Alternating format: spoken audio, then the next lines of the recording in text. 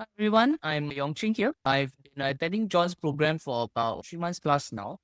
The program is very good as it helps you see your blind spots. I have a lot of pride issues I have to overcome.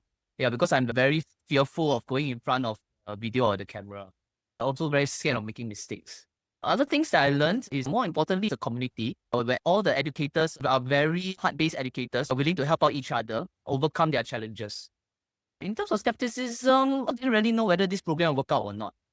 But because I've attended many past programs whereby most of the coaches just teach you and then leave you to run on your own. There's no feedback or no mentorship, which is what I was really looking for. Now, on the whole, really give this program a thumbs up.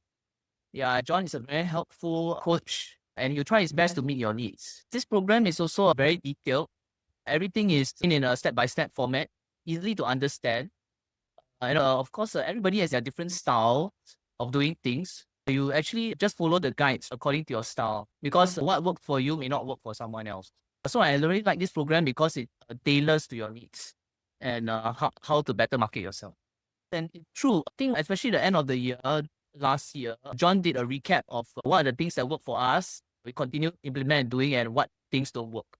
So I think one example is that actually I had a student that I lost. Actually, the parents want to stop lesson just recently, I think about a few days ago. Then so this is actually attending lesson, the last few lessons with me. And interestingly, I think he was playing a game of English chess on his phone. So after that, I played with him and then he enjoyed it himself. And then he told me that, hey, I'm going to play with the computer, Magnus Carlsen. I said, okay, good, fine. So then I actually helped him try to actually manage a draw and he was very happy with it.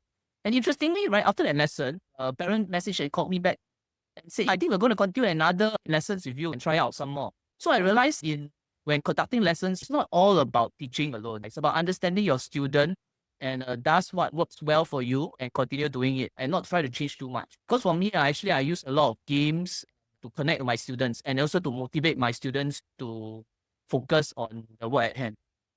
Remember you said the last meetup, the end of the year, you said what worked for you and like the one time you stopped doing the games, then suddenly one of the students left.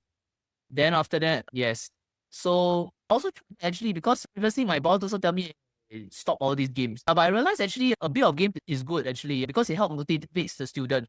Yeah, it can be used as a motivation tool for the student to focus on his work rather than anyhow do the work full of careless mistakes and never learn how to focus. You know. I learned from John that yes, whatever working right now in your lessons, continue doing it. And it's also good to ask feedback from your students and parents on what's working and what's not working. It's important to double down on things that are working as this keeps your lesson unique. These are also the reasons why your students continue to learn with you compared to other tutors. Yes, I'll definitely recommend this program to others. Yes, because the thing is, everybody has weak points and blind spots which we cannot see.